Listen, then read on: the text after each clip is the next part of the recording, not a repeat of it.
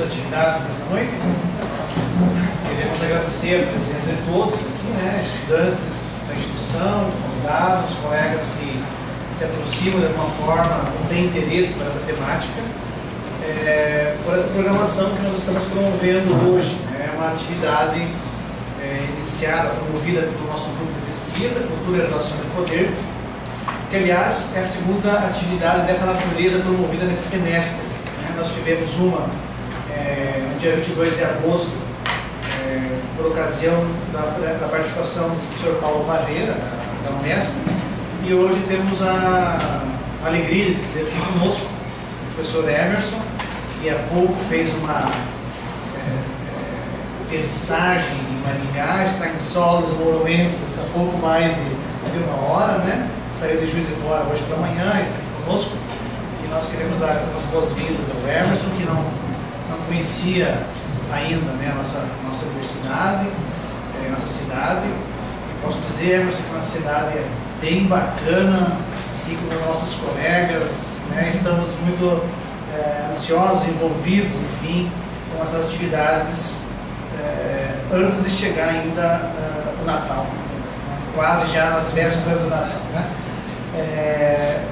Algumas palavrinhas sobre o professor Emerson José Sena Silveira. O professor Emerson, ele é graduado em Ciências Sociais, mestre e doutor em Ciência da Religião pela Universidade Federal de Juiz de Fora.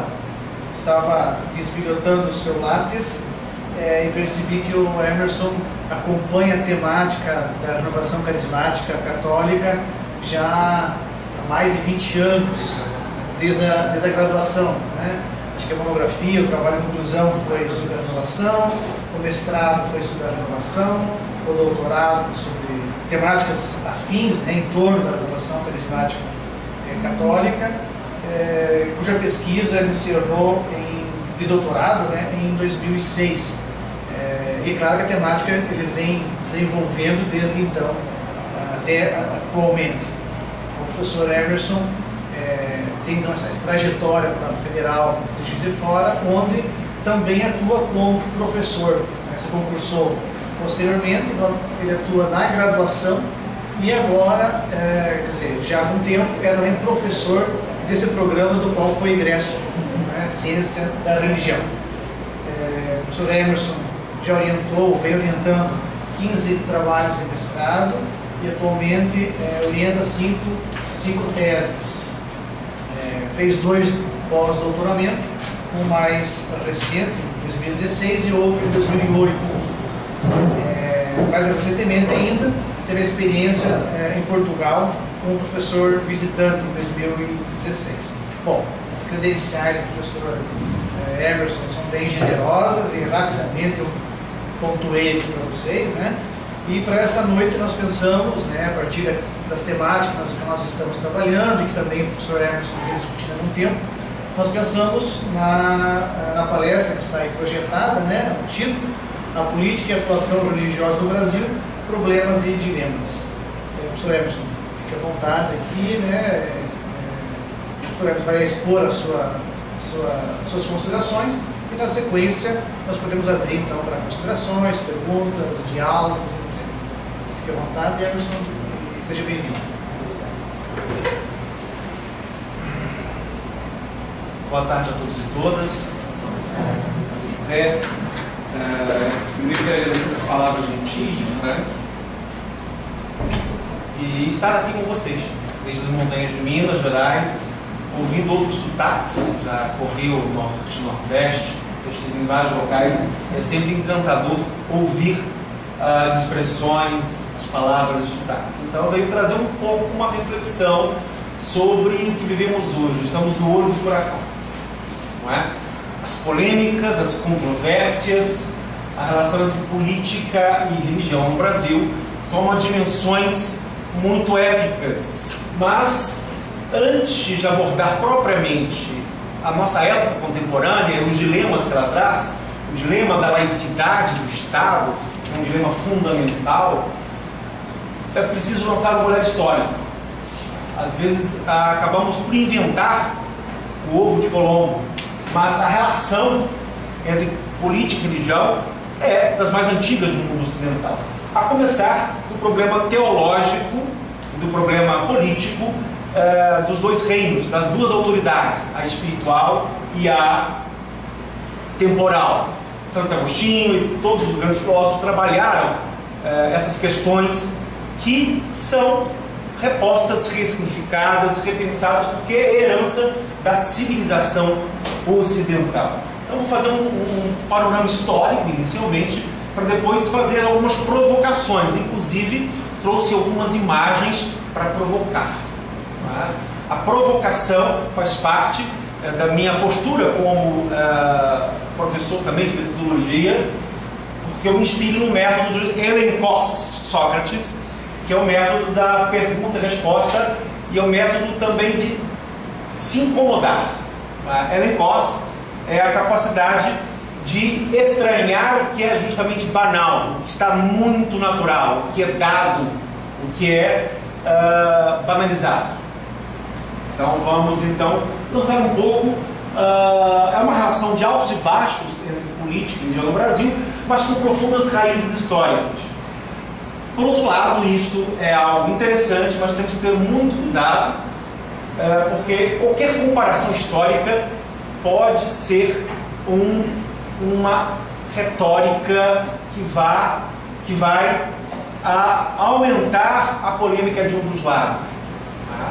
Então, o olhar histórico é fundamental como horizonte para não perdermos de vista os dilemas lançados hoje. Então, eu me permito lembrar, e aí, sem querer ensinar o padre a rezar a missa, né? São de história, né?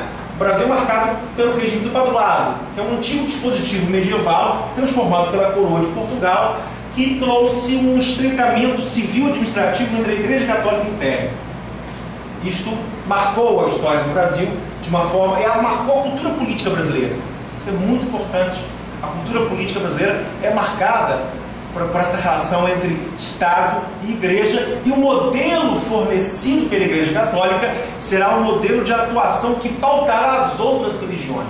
Isso é fundamental. Paula Monteiro, uma antropóloga, ela faz uma análise das religiões no começo do século XX, especialmente kardecismo, Umbanda, Candomblé, e percebe que o modelo que inspira estas religiões ou cultos foi o modelo da relação entre a Igreja Católica e o Estado pós proclamação da República, em que houve uma reformulação profunda. Um dado curioso, histórico, não é curioso, é um dado histórico. A laicidade no Brasil sempre foi comparada com outros países muito amena. Se você comparar, por exemplo, as lutas laicas pela laicidade no México, em que houve até uma revolução, chamada Revolução Cristeira, uma revolução na década de 20, em que a igreja apoiou com armas a reação contra o Estado laico, que o Brasil ainda é uma laicidade lato sensu. Alguns especialistas vão dizer que o ponto alto da laicidade, ou seja, a separação Estado e Igreja, ocorreu em 1892, com a proclamação da primeira Constituição Republicana, e alguns estudiosos dizem que desde essa época, progressivamente, a laicidade vem recuando perante a reorganização dos atores religiosos. Católicos no primeiro momento, depois evangélicos no segundo momento, em sua maioria. Mas vamos de novo. Então você tem uma constante tensão e ambiguidade entre igreja e Estado.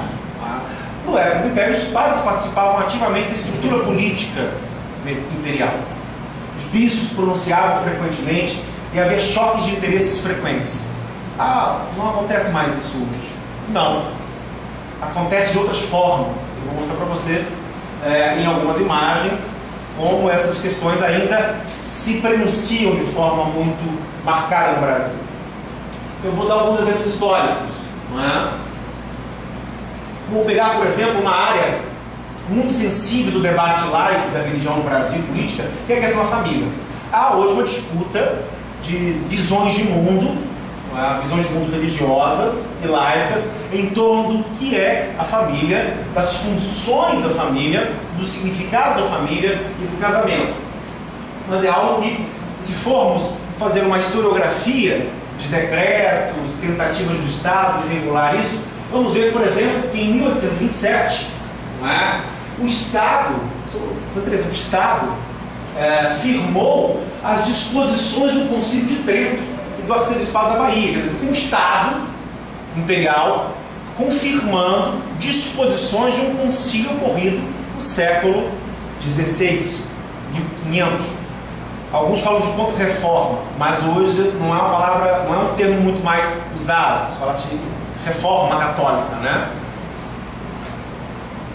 Em 1861 foi uma primeira tentativa de laicização que houve uma espécie de inovação.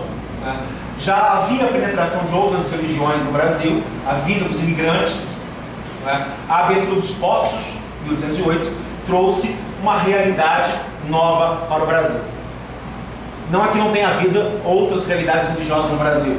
A França Antártica, em 1555, em Recife, em 1630, os huguenotes, os calvinistas holandeses, mas de fato, por grande parte da história do Brasil, a hegemonia era católica da Igreja Católica. Mas em 1861 o Estado trouxe uma inovação.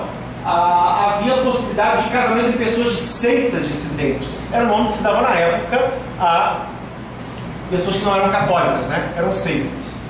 A disposição de culto naquela época era permitida, mas sem aparência externa, na Constituição de 1824, outorgada por Dom Pedro I.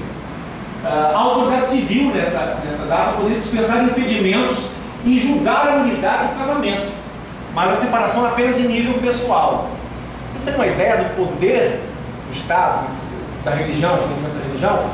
O divórcio só se tornou efetivo em 77. Fazem agora 40 anos da lei do divórcio. Foi uma polêmica fundamental no Brasil religioso. Bem, casos ilustrativos dessa relação. Chuveiro Memorial, Padre, regente imperial, deputado-geral de São Paulo, senador e ministro, Diogo Antônio Feijó. Curioso, era filho de mãe solteira. Outro exemplo, a questão religiosa do reinado, que envolveu a Igreja Católica, a maçonaria e o poder imperial. No auge do confronto, 2 bispos foram presos. Os bispos, você tinha uma situação inédita no Império. A prisão de 2 bispos católicos. Isso é uma charge interessante que vocês vão ver muito pouco, É uma charge que compara Dom Pedro II, no caso de 1868, a uma divindade. Adivinha qual divindade está retratada aqui nessa charge? Shiva. A coroa de caveiras. Shiva é a deusa da destruição, aqui são referência à burocracia imperial, que são os que prestam o culto ao imperador. Está retratado na forma de uma deusa Shiva. Aqui, esse espaço não aqui, estão vendo? Na ponta dele é o bobo da corte, com aquele chapéu triangular. Então, uma pequena história aí dessa relação. Bem, essa é a parte imperial. Vamos avançar um pouco mais. Após o golpe militar e da início da República, as relações entre política e religião se distanciaram. Houve, de fato, uma reação dos setores laicos positivistas brasileiros ao predomínio católico, à presença da religião francesa. O ideal político era a laicidade francesa, a laïcité française. Em 1905, a França, depois de um longo processo de disputas, estabelece a sua lei de laicidade. Só que a laicidade na Europa, a gente tem uma ideia, ela, na verdade, ela é posterior aos casos mexicano e uruguaio. Historicamente, é o México e o Uruguai que empreendem, de fato, uma forte reação laica ao predomínio da igreja no ordenamento social e cultural e especialmente no ordenamento jurídico. A religião passa a ser combatida no ordenamento jurídico. Em comparação com esses países, o combate laico foi suave no Brasil, por conta da forma muito conservadora como as revoluções e mudanças acontecem. Você tem uma pressão popular muito grande, uma repressão popular a esta reação e uma tentativa de saída por cima, de acordos por cima. O golpe militar e a república é um acordo por cima, e não a partir de revoluções populares, que sempre foram caladas no Brasil com a famosa frase pacificação. Eu desconfio dessa frase. Quando se fala pacificação, eu lembro que nas aulas de moral e cívica, ainda peguei moral e cívica, afinal, não vou falar a idade, né? Mas durante a década de 80, uma transição entre o moral e cívica e o SPB. Caxias era celebrado como o herói nacional e como um pacificador, né? Em 1992 é o marco da consagração do ideal francês da cidade, que estava na cabeça dos positivistas, Benjamin Constant, né? Inclusive o nome Benjamin Constant é em homenagem ao nome de um político francês também do mesmo nome. Benjamin Constant, também positivista, defendia esses ideais de separação de Estado e Igreja. Bem, esta separação que ocorreu no Brasil a partir de 1892 não significou que a Igreja Católica ficasse sem reagir ou que o ideal laico tivesse sido completamente implantado e com sucesso. Aí, um sociólogo brasileiro chamado Ricardo Mariano tem um texto muito bom chamado Laicidade Brasileira. Ele fala, por conta da cultura política, da história política do Brasil, o Brasil construiu um modelo de laicidade que não é exatamente no francês, porque um outro modelo de laicidade é o modelo laico americano, que é completamente diferente do modelo francês. Lá é possível, sim, que um presidente da República, por exemplo, assuma a sua identidade religiosa, vá a uma igreja, e permite-se uma certa atuação entre o religioso e o político, dentro de determinados marcos. Agora, o Donald Trump quer abolir uma lei que existe nos Estados Unidos, que é interessante, que proíbe os pastores de apresentarem candidatos às suas igrejas em alguns estados.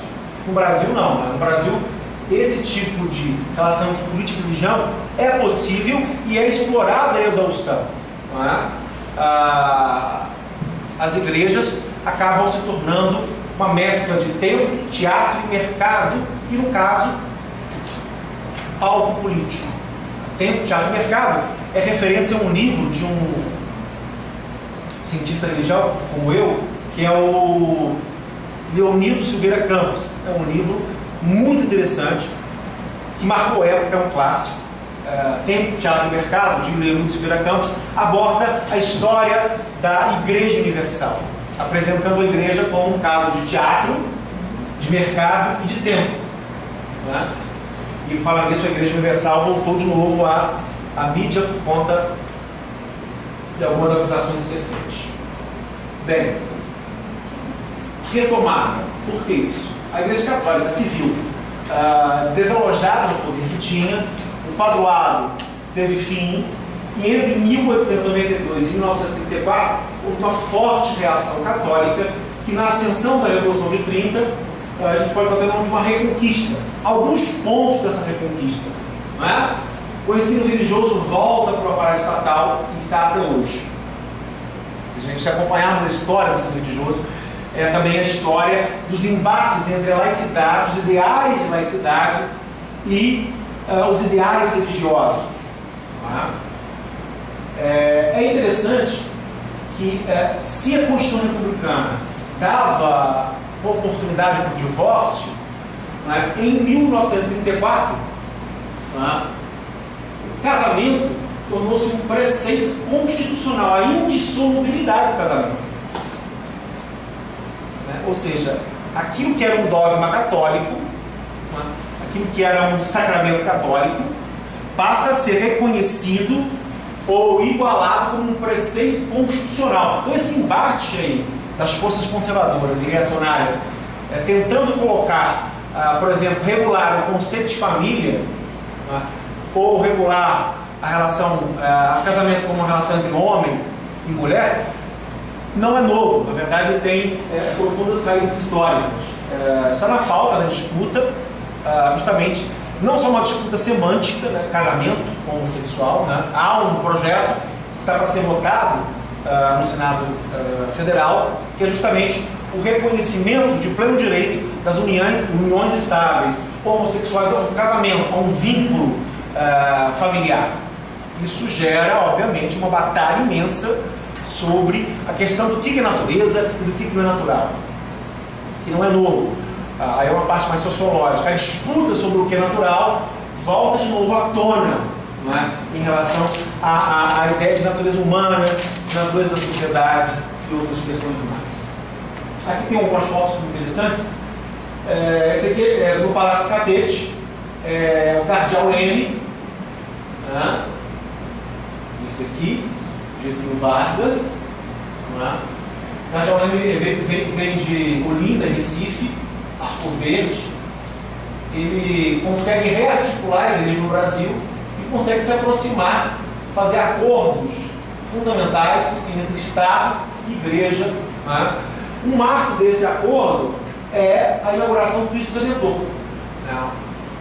Os jornais da época afirmaram que 1 milhão de pessoas foram às ruas do Rio de Janeiro acompanhar as procissões e festividades. Você imagina que era 1 milhão de pessoas em 1931. Não é? Difícil também lidar com esses cálculos aproximados, mas enfim, havia multidões. Por fotos e documentos da época, é possível estimar isso. Né? Mas o Cristo Redentor, a própria ideia de um Cristo Redentor já significa justamente uma tentativa de articulação entre o laico e o religioso para evitar as tensões. A ideia era que o brasileiro é católico e é um bom cidadão. A ideia do belo, do bom e do bem, capitaneada pela velha teologia católica. Esse aqui, interessante, era o projeto original apresentado alguns anos antes, muito diferente do que veio a ser o Cristo Redentor, né? O atual. Algumas análises de estilo mostram esse Cristo Redentor é na verdade um Cristo sacerdote, é um Cristo sacerdotal. As vestes, a estola, né? A forma de vestir desse Cristo remete ao poder sacerdotal, ao poder do sacerdote. Né? Aqui não está muito sacerdotal, né? As vestes lembram mais uma veste hebraica, vamos dizer assim, né? Mas essa seria muitos Cristos seriam inaugurados no Brasil ao longo de 20, 30, 40, algumas cidadezinhas têm esse modelo de Cristo Redentor. Aqui de novo, Getúlio Vargas, então a aparição da igreja foi Dom Sebastião Leme, Dom Álvaro Augusto e Dom Aloysio Marcelo. Né? Também essas questões de articulação entre o religioso e o político. Bem, quais foram os impactos então da Cruzada Católica, da primeira Cruzada Católica pós proclamação da República? Houve uma espécie de santa aliança entre Igreja Católica, poderes do Estado, a medicina e o direito. A medicina naquela época teve uma postura assim higienista. Então, ela, por exemplo, para além das suas atribuições de medicina, ela começou a emitir normas regulativas ou reguladoras de comportamento. Dizer o que é um comportamento e entrava muito no campo moral. Por exemplo, daquela época, dessa época, né, uma campanha contra a masturbação. Né? Os médicos empreenderam nessa época, junto com o apoio da igreja, né, e com os poderes do Estado, inclusive com estudos médicos, mostrando o quanto a masturbação faz mal, né, para tentar regular a família a partir de do que eu vou chamar de um dispositivo de biopolítica. Aí é um conceito de Foucault, né? A biopolítica do Estado. O corpo da população, o corpo da nação tem que ser regulado, tem que ser purificado, tem que ser trabalhado, tem que ser... se fica doente, tem que ser tratado. E a doença era muitas vezes confundida com uma doença moral. A doença física com a doença moral. Nessa cruzada da igreja, por exemplo, duas religiões que vão sofrer muito, é o kardecismo, chega no final do século, meados do século XX, e o Brasil é um dos maiores países kardecistas do mundo, é onde o kardecismo se tornou religião. Na França, o kardecismo é algo assim ínfimo, não chega a 100 mil. No Brasil é 3, 4 milhões de kardecistas. Mas se você tomar em consideração as crenças, a crença da reencarnação, a crença do karma, as crenças das comunicações entre espíritos, ela extravasa esse número de 3 milhões, né, da população brasileira. Então, mas o kardecismo, por ser uma religião de letrados e que penetrou primeiro nos setores médios do império, as classes médias imperiais aderiram muito rapidamente ao kardecismo. Tem razões sociológicas, que talvez depois eu aprofunde aí no debate, mas não vou me deter muito, né? Mas há razões que mostram como essas classes médias e letradas do império aderem rapidamente ao kardecismo. Depois as classes militares, os militares aderem profundamente ao kardecismo, eles conseguem, os juízes, né, conseguem uma reação contra uma proibição do Estado. O Código Penal da década de 1890 proíbe, por exemplo, condena e proíbe o charlatanismo e o curanderismo. Tá? E vai haver uma Santa Aliança de combate a esses, abre aspas, degenerações, fecha aspas, da santa religião, degenerações do corpo da nação. Tratava-se de combater isso. Mas o kardecismo consegue organizar uma reação. A FEB, a Federação Espírita Brasileira, é constituída e o culto regulado. Os médiuns recentistas desaparecem completamente. Médium recentista era o nome dado a médiuns que supostamente recebiam espíritos de médicos e sem diploma, sem ter uma formação universitária, receitavam remédios. Isso era muito comum no Brasil no começo do século. Tá? Isso vai ser praticamente abolido. Essa reação vai ser diferente em várias partes do Brasil. No norte, a pagelança vai ser muito combatida. A pagelança era a relação entre a fusão entre catolicismo popular e tradições indígenas. Né? No sul do Brasil também, as benzedeiras, que talvez sejam as mais comuns, né? Isso ficou marginalizado. Uma outra religião que sofre muito são os cultos das religiões de matriz africana, candomblé e umbanda, com uma violenta repressão. Imagens são confiscadas, objetos litúrgicos, líderes são presos, e por ser uma religião de pobres e negros naquela época, a reação foi penosa. Há hoje um movimento, por exemplo, de velhos candomblés de retomada desses objetos que ainda são sob o poder do Estado. Ainda estão nas mãos do Estado. Não foram devolvidos ainda às casas de cultos que merecem, são dignas desse retorno. Né? E você teve a adoção do poder jurídico de relação entre Igreja Católica e Estado. O que fez com que kardecismo, umbanda e candomblé assumissem as feições de religião para escapar da acusação de feitiçaria e magia.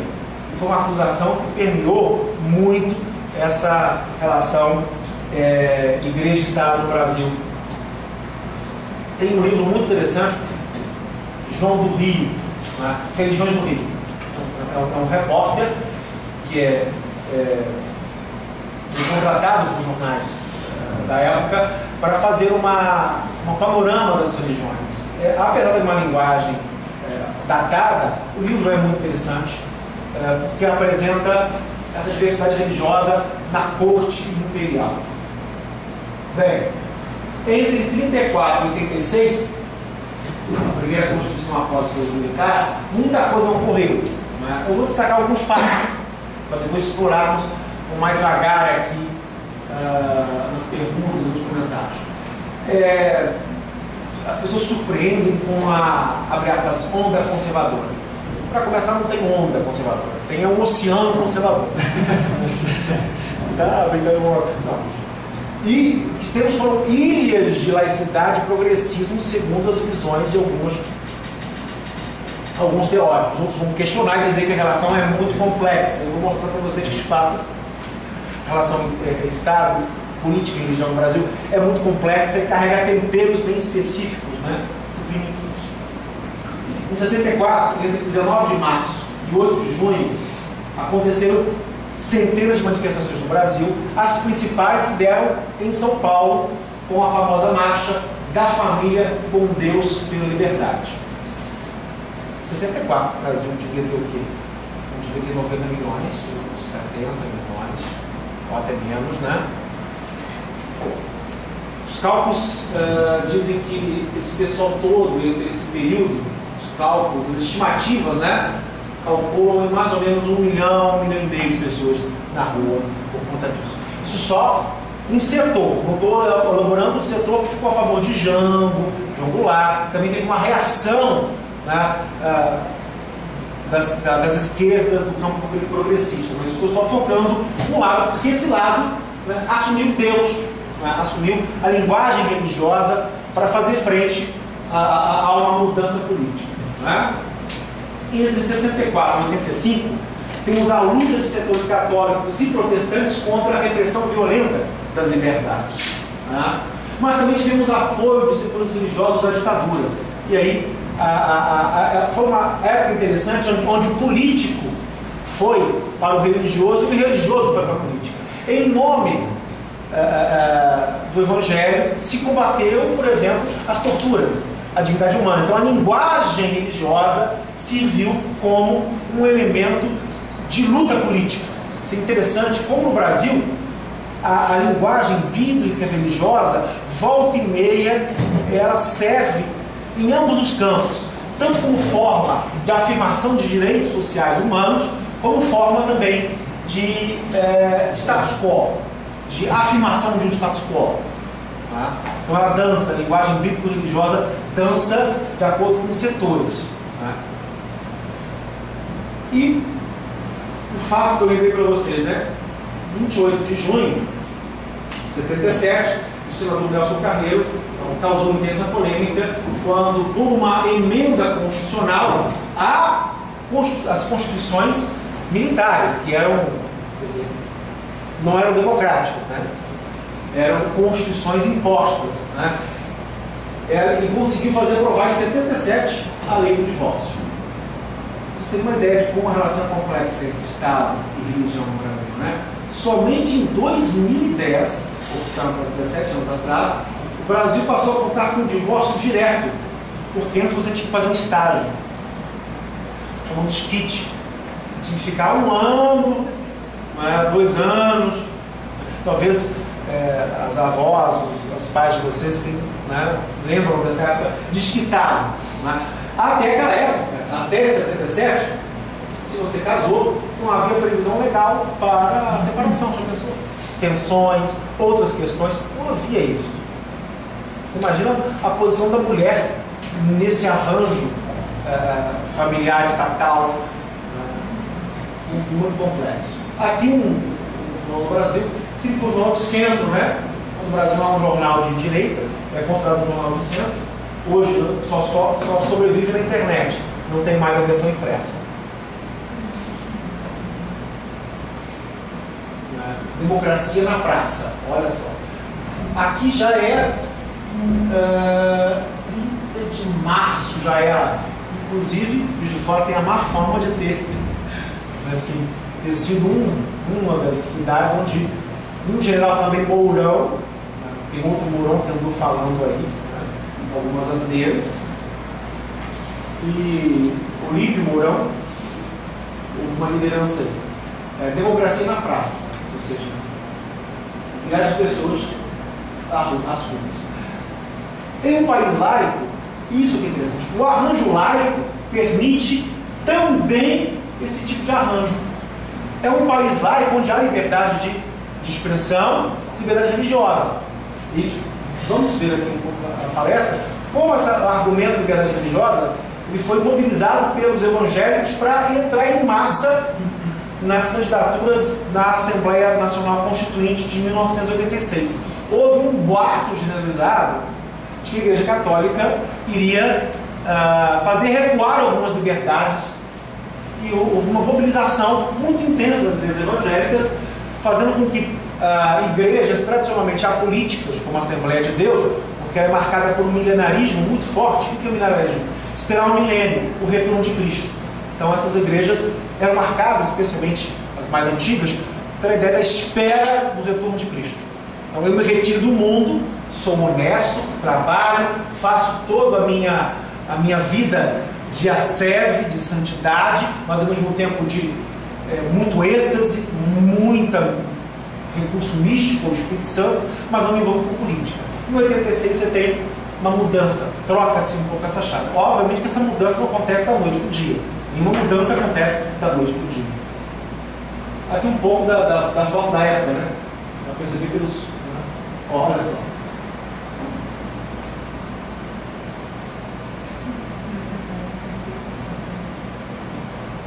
E eram muito mais católicos do que evangélicos, né? Reforma só pela Constituição, viva a Constituição, né?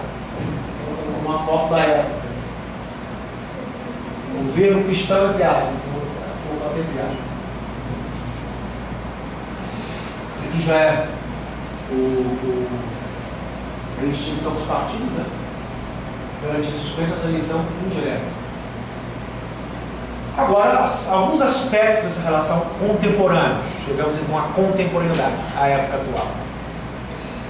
Bem, falei para vocês, em 86, 18 deputados foram eleitos.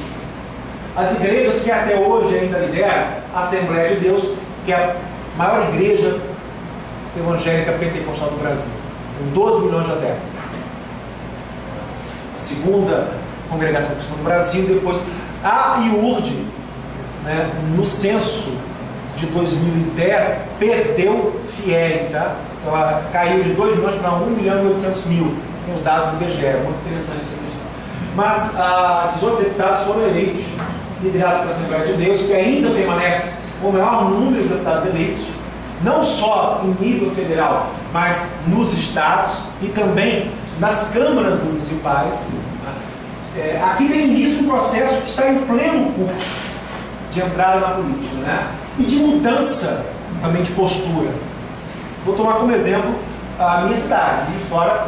Na década de 90, gente, teve um vereador homossexual assumido que conseguiu votar uma lei chamada Lei Rosa, uma lei que punia a discriminação homossexuais, na década de 90.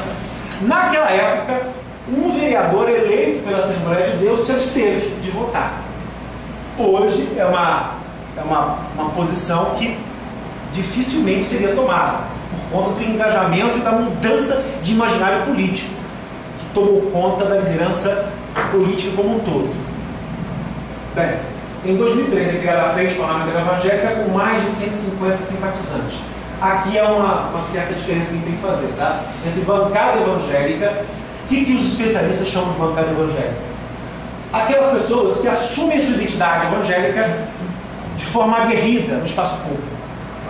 Eu sou pastor, sou irmão, tia Heron, deputado Sóstenes, pastor Sóstenes, né? Enfim, ela é hoje uma das maiores bancadas, com 70 deputados e um senador, no Magno Malta, né? Mas já aumentou um pouquinho, está com mais de 70 deputados, porque houve uma mudança aí de suplentes que assumiram o lugar de titulares, tá? Mas Frente Parlamentar é tudo aquilo que reúne uma certa simpatia pela causa. E a identidade evangélica. Agora percebam que de 86 para 2014 saímos de 18 para 71. Quer dizer, um crescimento explosivo, né? E o que eu chamo a atenção hoje no Brasil é a alta capilaridade dessa representação política. Câmaras municipais e estaduais, de modo geral, quase todas do Brasil têm uma representação religiosa. Ainda o que falta é estudos que tendem a articular esses dados, porque os estudos estão muito dispersos. Você tem estudos muito localizados, muito específicos. falta aí um estudo que possa nos dar uma noção, não é, do Leviatã, o tamanho do Leviatã. Que eu vou dizer para vocês, não é uma brincadeira não. Esse Leviatã é forte, mas não sabemos o tamanho da extensão dele. Por exemplo, eu não conheço dados que quantifiquem precisamente quantas câmaras municipais, quantos religiosos têm nas câmaras municipais. Eu também não conheço dados que quantifiquem rigorosamente, de uma maneira geral, o panorama das assembleias estaduais. Você sempre tem estudos bem localizados. Outra coisa interessante, graças a Deus, as pesquisas apontam um descolamento entre o que pensam os evangélicos e a representação política mais conservadora. Qual é a razão disso? Aí o debate vai ser acirrado entre os especialistas, historiadores, cientistas políticos, antropólogos, cientistas da religião, no meu caso. Não gosto muito da palavra cientista da religião, antropólogo, estudioso da religião, cientista da religião, né? Mas ciência da religião, a minha formação. Nós somos hoje 12 programas de pós-graduação no Brasil, 17 graduações no Brasil. Então, uma área nova, embora tenha nascido no século XIX, com Max Miller, em 1875, que criou o nome de Ciência da Religião e com História das Religiões, né? Depois vieram as cátedras de História das Religiões. Então, é uma história antiga, mas não vou falar muito. A representação política evangélica é mais conservadora, muito mais beligerante do que a própria base que dizem representar. Aí é uma discordância. Por que será que ao longo desses anos a liderança política se tornou mais conservadora do que propriamente o mundo evangélico? Porque o mundo evangélico apesar de é cristão, tem algumas ideias em comum, óbvio, porque senão você não falaria mundo evangélico, mas é um mundo muito diverso, onde impera princípios, como por exemplo o princípio da infidelidade.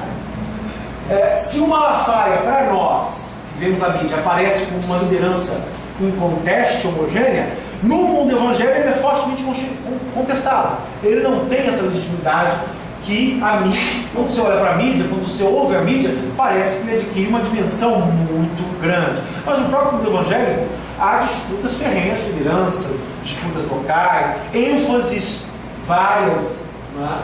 E uma pequena parcela de, vamos chamar, de evangélicos progressistas. Por exemplo, há no Brasil um forte crescimento, apesar de muito minoritário, das chamadas igrejas inclusivas. Igrejas inclusivas é o nome que se dá a igrejas evangélicas que aceitam a orientação sexual LGBTI+, né? Lésbicas, gays, transexuais, travestis e indeterminados, né? Então há a Comunidade Cristã da Graça, a Comunidade do Refúgio, fundada por uma ex-assembleiana, casada, enfim. O panorama das igrejas evangélicas inclusivas é muito interessante e aponta por uma outra forma de viver e ver a religião, né? E também vai ter a sua consequência política depois, né? Bem, chegamos perto do fim da nossa palestra. Em 2008, olha a tradição de acordos do Estado, né? O Brasil, a República Federativa Brasileira e a Santa Sé celebraram uma concordata que gerou fortes polêmicas. Não vou abordar os itens da concordata, mas um deles diz respeito ao favorecimento do ensino religioso por parte da Igreja Católica. Então, apenas uma vírgulazinha, um trechozinho do acordo que daria uma certa predomínio católico, mas não só católico, evangélico também, né? Por conta disso, desse acordo, dessa ambiguidade do acordo, uma vírgula, em 2017 o STF votou contrário ao relator, algo que não acontece. Gente, é uma coisa interessante. O voto do relator foi vencido. É algo que em geral não acontece, não ocorre, porque o relator indica para onde vai o resto do colegiado. Mas, no caso, o STF validou o ensino confessional em escola pública. Não é? Então, alguns autores dirão, a nossa laicidade, ela é, mas não tronco. Vou usar uma expressão também. Mas nem tanto. Né? A partir de meados dos anos 90, os católicos carismáticos se lançam na política. Né? Em 2014, conseguem a eleição muito de, por exemplo, Flavinho da Canção Nova, né? Eros Biondini, da famosa banda, né? Da Canção Nova, e outros aí que vão estar espalhados. Então, há uma reação cadeia. Me permitam fazer uma pequena propaganda de um livro que eu publiquei em 2015, junto com Manuel Ribeiro de Moraes Júnior, da Universidade do Estado do Pará, onde eu fiz a pesquisa de pós-doutorado, Religião, Política e Espaço Público no Brasil.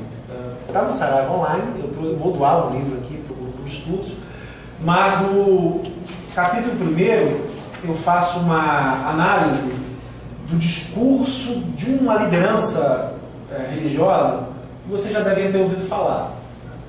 Ou se não, vale a pena ler, que é o padre Paulo Ricardo.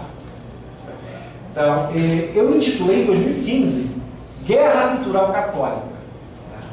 E tenho lido muitas análises apontando somente que vivemos em meio a uma guerra cultural. O que é uma guerra cultural? É uma guerra de visões de mundo, de semântica, uma guerra também semântica, uma disputa pelo nome da palavra. Tanto é que o argumento da bancada evangélica é a, abre aspas, ideologia de gênero, né? A proibição da palavra gênero por remeter a uma espécie de ideologia, né? Como se a palavra criasse o real, a realidade, né? Aí é uma relação entre a semântica, a ideia da linguagem e a ideia da criação. De fato, a linguagem ela não cria a realidade, mas ela recria o senso de realidade, a forma como encaramos a realidade. Isso é um dado muito interessante. E é uma batalha muito interessante, cultural, porque o argumento, por exemplo, da natureza, o argumento usado pelos evangélicos, também é um argumento que é partilhado por alguns setores progressistas. É um argumento que volta à tona de novo. Existem relações sexuais, relações afetivas naturais, abre aspas. É o que dizem, por exemplo, setores evangélicos reacionários, para defender a ideia do casamento entre homem e mulher. Mas também, por exemplo, no lado progressista, existe a ideia de uma natureza também homossexual, por exemplo, ou uma natureza feminina específica. Então, o argumento da natureza vai de novo vir à tona e vai ser disputado por esses grupos específicos. Mas também o argumento do construtivismo, ou seja, de que as coisas, o sexo, a sexualidade é construto social, também vai ser esgrimido pelos dois lados. O lado conservador religioso e o lado progressista. Ora, professor, e o lado conservador religioso? A ideia da cura gay. A ideia da cura gay é a tentativa de trazer esse argumento do construtivismo para o campo religioso. O que argumentam os defensores da cura gay? Ora, você pode reconstruir a sua sexualidade. Então, é o argumento do construtivismo social readquirido, reapropriado por setor conservador. E como às vezes o setor progressista responde, não, existe uma natureza X que não dá para ser desconstruída. É justamente o embate contrário a alguns campos, que é muito interessante acompanhar. Não é? Bem, alguns dados sobre hoje. Hoje, existem mais de 200 iniciativas em nível municipal e estadual contra o que é chamado de forma imprópria ideologia de gênero, né? Que, aliás, ideologia é um conceito muito complexo, problemático de lidar. Enfim. Qual é o modo de operar? O modo de operar é um modo padrão, homogêneo, dá para ver uma movimentação. Primeiro, os políticos evangélicos movimentam-se, começam a se movimentar na Câmara, nas câmaras estaduais, municipais, propondo leis, aliam-se a grupos como o MBL, que vão para as mídias. Vocês estão acompanhando aí como o Facebook, a questão do comportamento manada do Facebook, os robôs, né, a forma de lidar com essa linguagem midiática, e aprovam-se as leis. Né? Eu trouxe para vocês esse cartaz aqui, né? Para mostrar também que uma outra palavrinha que perdeu um pouco a semântica é essa aqui. A Igreja Católica diz não à ideologia de gênero. E vou para a parte final mesmo. Né? Quem é esse aqui? Edir. É bom, a história é bom. Benedetto Croce, que é um filósofo italiano, defensor do historicismo absoluto, ele dizia que a história é a única forma possível de conhecimento. Puxa um saco de vocês aí. Do lado de quem faz história, né? Mas Benedetto Croce tinha depois vai ser criticado, porque acaba o historicismo absoluto, né? Mas também devemos evitar também olhar para a história como se ela fosse um tribunal que vai absolver ou julgar. Aí Benedetto Croce diz justamente isso. A história, se é um tribunal, ela não julga, não absolve e nem condena. Né? Bem, em 95, 96, Edir Macedo e sua igreja compraram um grande conglomerado de comunicação. O Ministério Público Federal concluiu por haver indícios de crime e pediu a prisão do juiz, que foi concedida. Então ele foi para o Chilindró. Também houve uma forte campanha midiática contra a IURD, seu líder. Foi capa de revista, correu, né? Fotograma autêntico, acho graças autêntico, né? De um vídeo secreto. Se está aqui, não é secreto mais, né? Mas essa forma de questionar essa semântica do discurso, né? Mas olha só o que acontece. Ari Pedro Ouro é um antropólogo que cunhou a expressão religião religiofágica para caracterizar a IURD. O que é religiofágica? É uma religião que come outras religiões e as transforma em si mesmo. Né? Religiofágica. Ela come outras religiões, símbolos, e os transforma em uma outra coisa, em uma identidade própria. Né?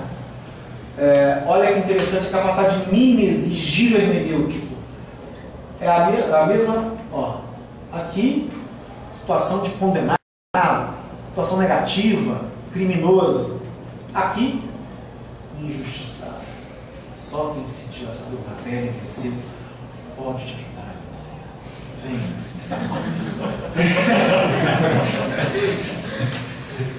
Seguros nas cadeiras, porque o giro hermenêutico não vai parar. Olha só! Gente! Voltando? Não? Preso. O establishment político. José Serra, Kassab, Lula e Zé Gomes.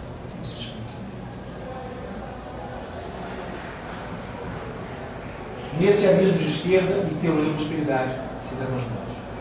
Uma coisa impressionante no Brasil. Essa aliança entre o setor progressista de esquerda, que, se a gente acompanhar a história política, havia uma crítica muito forte ao chamado populismo. Francisco Verfort foi o presidente dessa agremiação política do PT, saiu do PT. Eu estudei em livros dele, criticando, naquela época que eu fiz ciências sociais, tínhamos, o curso era muito bem montado, porque tinha disciplinas de filosofia, disciplinas de história, eu tive umas 4 ou 5 disciplinas de história, 4 ou 5 disciplinas de filosofia, e ciência política, 3 ou 4 ciências políticas, 3 ou 4 antropologias, 3 ou 4 sociologias. Então na ciência política vimos a crítica ao populismo. O populismo era muito criticado. No entanto, né, estabelecimento político e a religião. Aqui, olha só, já tem uma toda aqui, ó. Um showzinho. Um showzinho. Esse aqui é o. Chamou. É o assumido mercadante. Todo estabelecimento político. Lembrem-se das fotos de Getúlio Vargas com os bispos, né? A gente tem que ter isso em mente, né? Olha só, rito e consagração. Lindenberg Farias e Silas Malafaia. Olha, sério? Sim, as alianças entre... Isso não aconteceu no Getúlio Vargas, mas isso aqui é um ato de submissão. Simbolicamente é um ato de submissão. O simbolismo é forte. Não é? Aqui parece até um defunto, né? Alckmin, esse aqui é o homem do chapéu. Relevem esse fato, tá? Esse aqui é os vários congressos que mistura religião, política e empresariado e capitalismo. Então, o Congresso Nacional das Missões de Leões, que é aqui no sul do Brasil, né?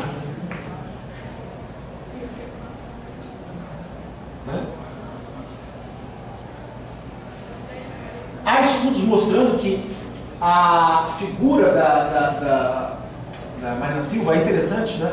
Mostrando como a culpa religiosa acaba recaindo mais sobre ela do que sobre os outros.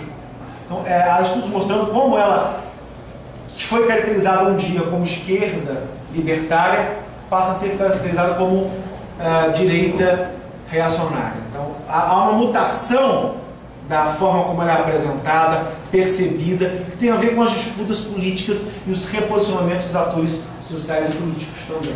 Não é? Culto realizado na Câmara dos Estados Unidos. Uma pergunta: por que a direita, centro-direita, centro-esquerda, laicas não dialogam sobre esse aspecto específico?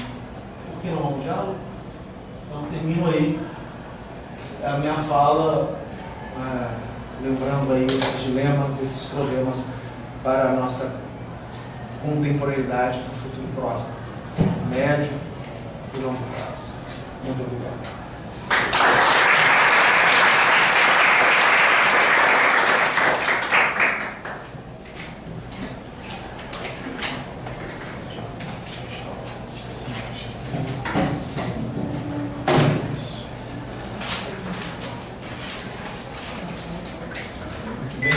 Agradecemos as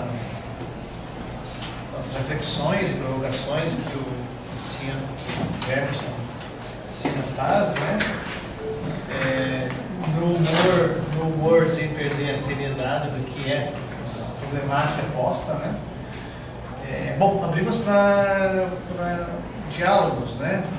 Temos ainda um tempinho para nós conversarmos. Podemos abrir, talvez, 3 perguntas. Bloco de 3 perguntas, e aí, se necessário, fazemos um segundo bloco. Pode ser? Fique à vontade. Só um por vez, né? Estamos adaptando aqui as indagações. Eu vou perguntar. Quando o senhor estava falando sobre a questão da proibição, né, das religiões afrodescendentes, né? Aí eu queria saber se foi nessa época também que eles proibiram a questão de não poder ter a prática de capoeira no Brasil. Exatamente. A prática de capoeira estava ligada até o tempo que tem uma capoeira evangélica, também que dá uma polêmica danada, Borinja Carajé evangélico, né? Porque a linguagem pentecostal evangélica, ela também, mas sim, tem a ver, de fato, todas as manifestações culturais de cunho africano foram proibidas, perseguidas ou marginalizadas. A capoeira também foi proibida também nessa época.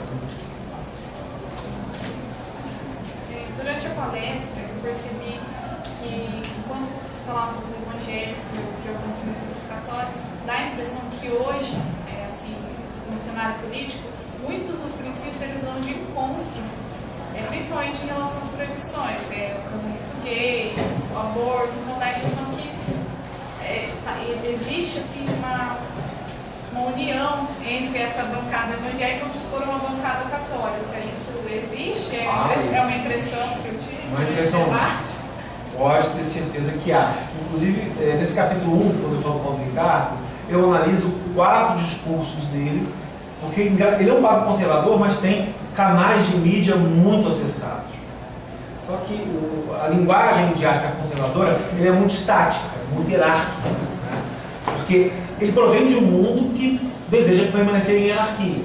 Então, tem um vídeo que fala da Santa Aliança entre católicos e evangélicos, defendendo justamente esta aliança, deixando de lado diferenças doutrinais para se unir em torno de algumas pautas em comum. Mas é verdade, existe uma convergência entre evangélicos e católicos, especialmente nas câmaras municipais, estaduais e na Câmara Federal, em que pese as profundas divergências e o profundo anticatolicismo, por exemplo, da Assembleia de Deus.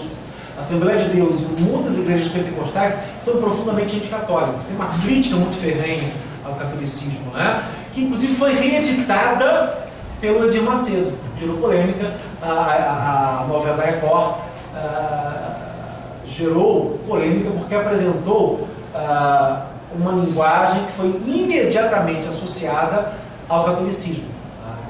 O contexto que eles criaram na novela lembrou o Papa, os bispos da Igreja Católica.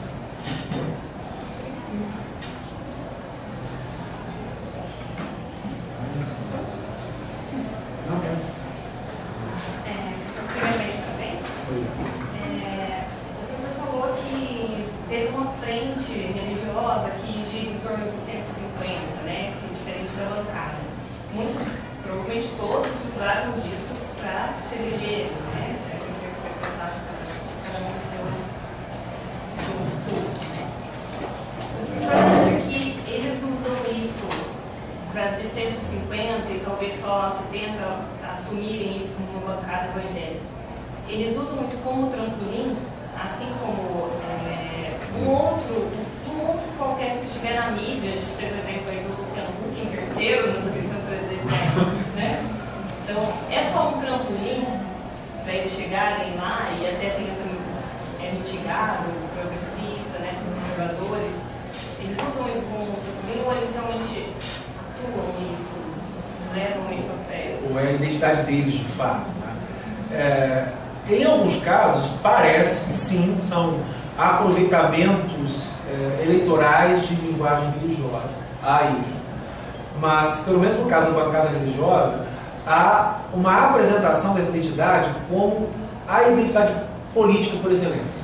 Ou seja, essa representação política da bancada evangélica não vê uma divisão entre a linguagem religiosa que ele assume e a atuação política dele.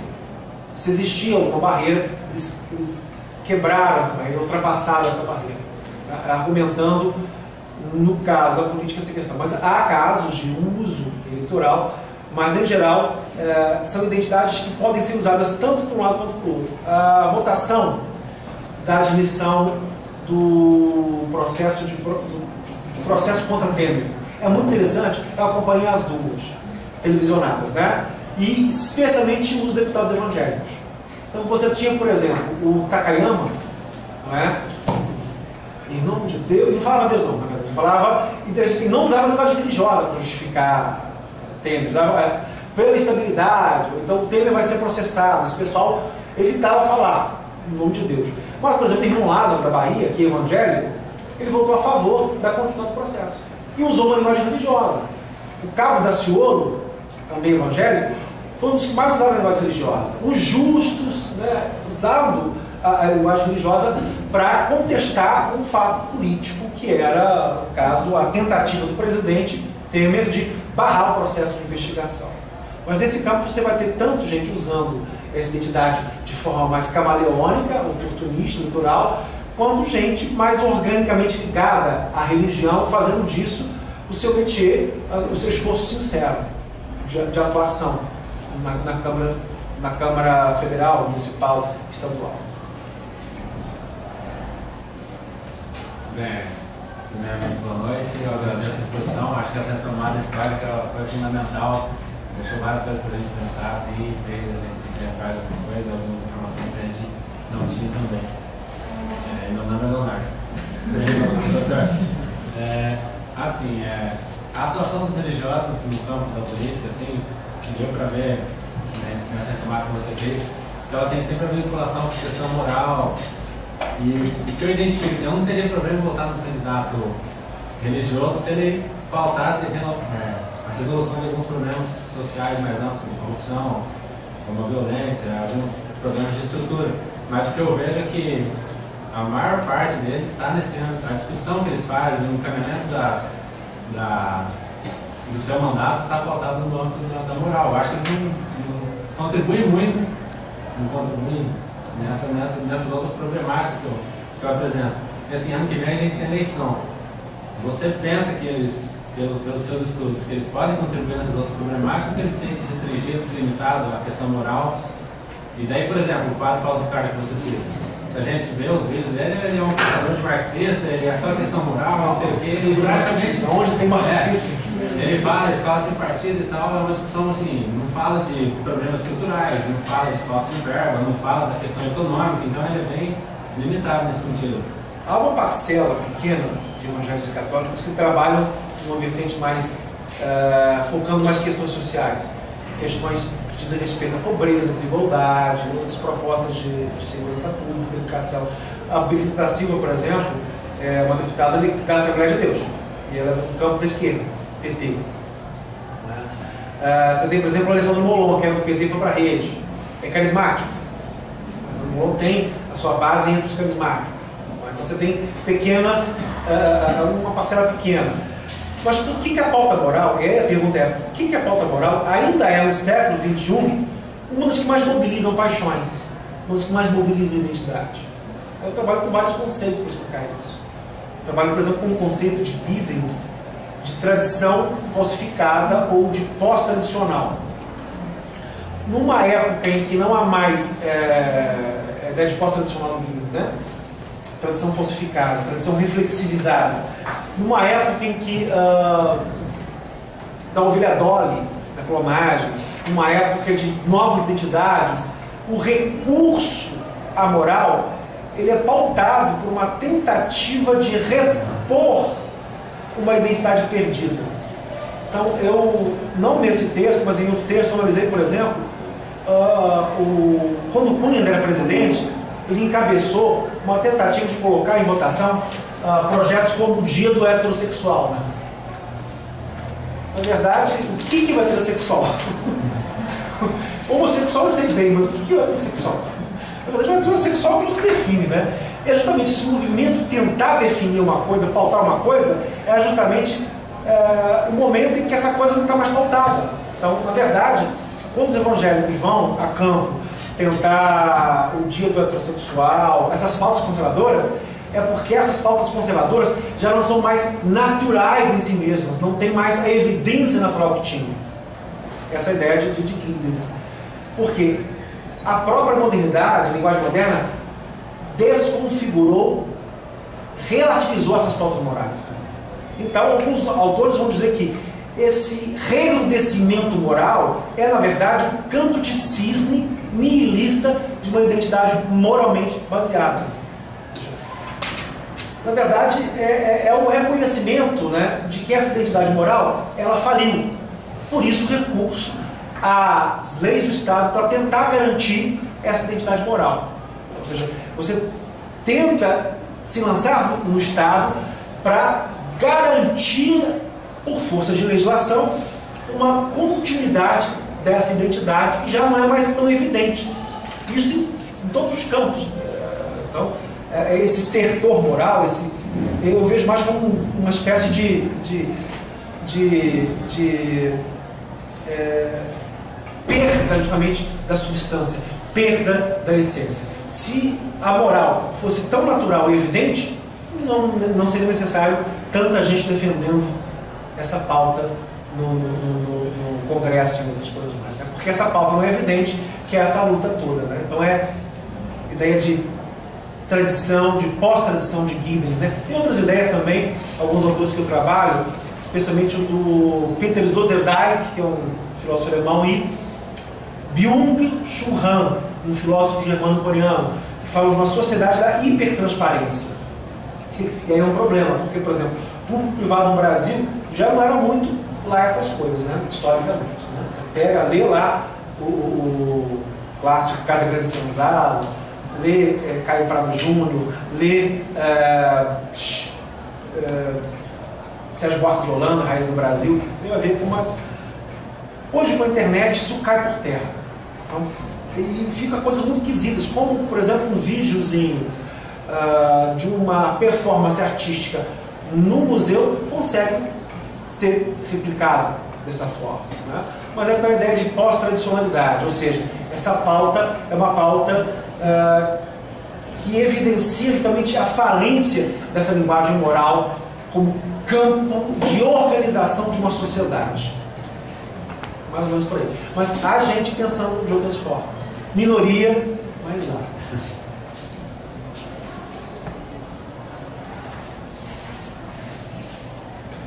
Mais alguma questão? Professor, boa noite, parabéns pela apresentação.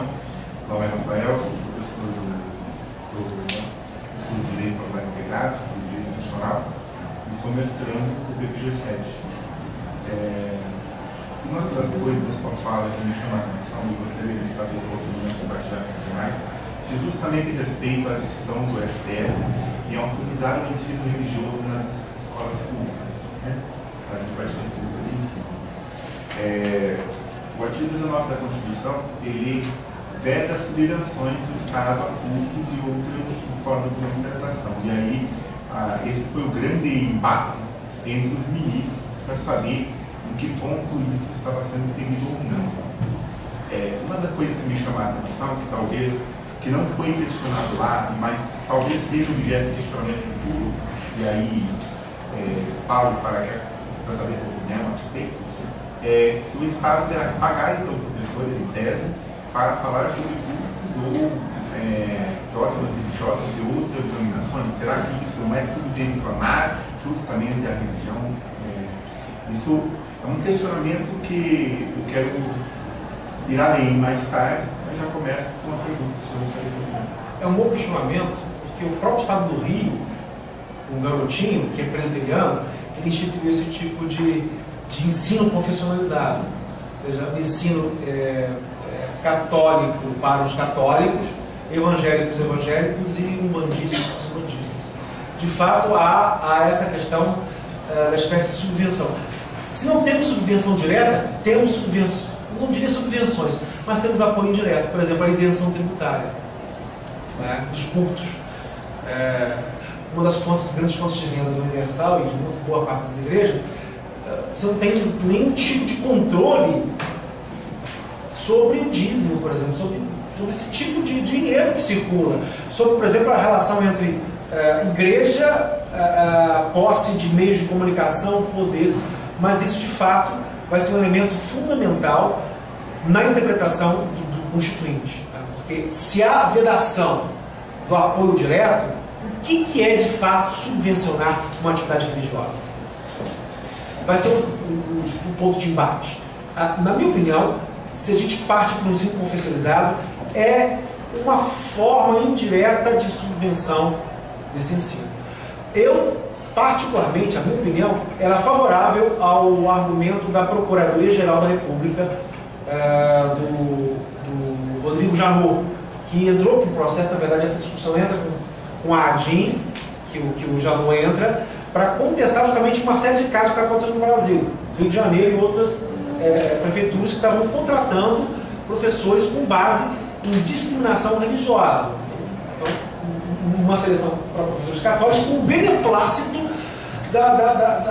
dos órgãos religiosos, ou seja, uma injunção direta do religioso no espaço público, ferindo os preceitos constitucionais. Nesse sentido, na minha opinião, é de fato um problema para a laicidade. É um problema para a laicidade do Estado desse tipo. Não quer dizer que você não possa abordar as religiões católicas e cristãs na sala de aula. A questão é como é que se faz isso de uma forma a não caracterizar a subvenção direta ou indireta. Eu acho que está mais para indireta, né? Mas, de certa forma, o ensino religioso é um campo minado, é um campo assim, tem dual Z nesse campo. Por exemplo, tem experiências muito boas no Estado de São Paulo que, de fato, vão no ensino laico, plural, aberto. E o Estado do Rio, que vai no ensino mais confessionalizado. Já peguei, por exemplo, professores que rezavam o Pai Nosso. Não é? Eu fui chamado, uma experiência interessante. para uma palestra para professores de uma escola municipal. Fui chamar sobre tolerância religiosa. Né? A palestra foi cancelada uma vez, porque teve problemas de disciplina na escola, enfim, vocês conhecem, né? Como é que são essas escolas, né? Então, sábado pela manhã, reunião pedagógica, o professor adora a reunião pedagógica. No lugar lá, sala lotada, a vice-diretora toma a palavra, vamos fechar nossos olhos. E eu olhei assim, né? Vamos rezar ao Espírito Santo, que nos deu orientação. E abriu a reunião pedagógica, eu ia falar sobre tolerância religiosa. Aí eu falei assim, gente, existe um meio de não ir contestar diretamente a linguagem religiosa. Porque também, se você acirrar muito o debate, você polariza demais, e quando você polariza demais, você coloca essas identidades em confronto completo. Então, o que me ocorreu? Eu peguei o microfone, assim que foi passado para mim, vamos fazer um minuto de silêncio por todas as religiões, pelos ateus, pelos agnósticos. Fiz isso. Ao final, por todos aqueles, por Buda, por Alá, tudo. Né? Ao final, 2 das professoras vieram chorando, emocionadas. Professor, isso estava aqui na minha garganta, muito obrigado. Me emocionei com elas também, de certa forma. Foi um marco para eles lá. Né? Então foi uma experiência muito interessante, porque se a gente não tem professores religiosos diretamente, ouvidos, nós temos essa mentalidade religiosa perpassando pelas escolas. E era uma reunião pedagógica geral, com a direção e todo o corpo docente para falar sobre intolerância religiosa. Mas aí eu enrolei. Falei sobre o assassinato de homossexuais no Brasil, da transfobia, da homofobia. Por exemplo, você tem uma ideia, nos Estados Unidos, 21 pessoas foram mortas pela sua condição de serem homossexuais. Não é que é isso que está em jogo, né? Você ser morto. Ninguém é morto por ser heterossexual e branco, Não é. Ninguém é morto por isso. Mas no Brasil, só em 2017 foram mais de 300 casos. Né? E se você fizer essa comparação, Estados Unidos e Brasil, você vai ver que o Brasil realmente, de fato, tem problemas sérios por conta disso. Tá? Mas concordo com a sua opinião, com a sua perspectiva. Vai ser um ponto de conflito muito em breve em inclusão.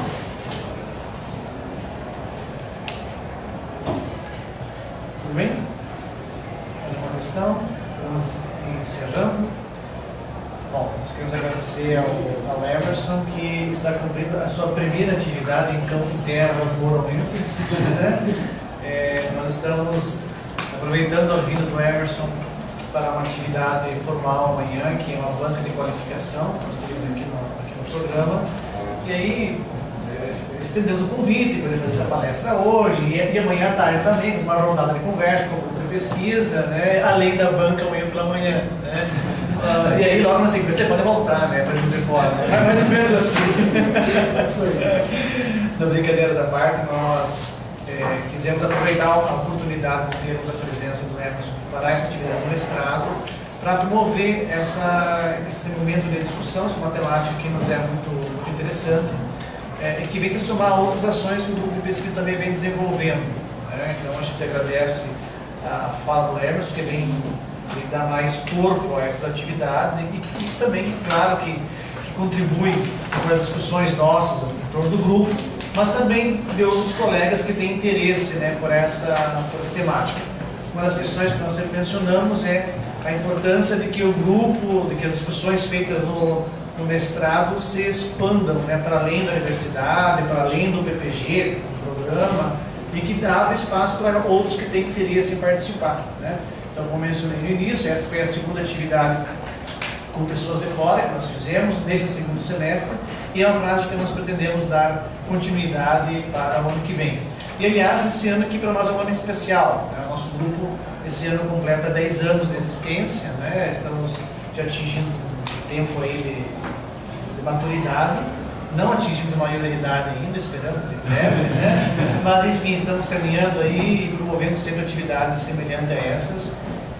das quais nós devemos agradecer aqueles que vêm colaborar conosco e que dessa oportunidade hoje a presença do Emerson. Né?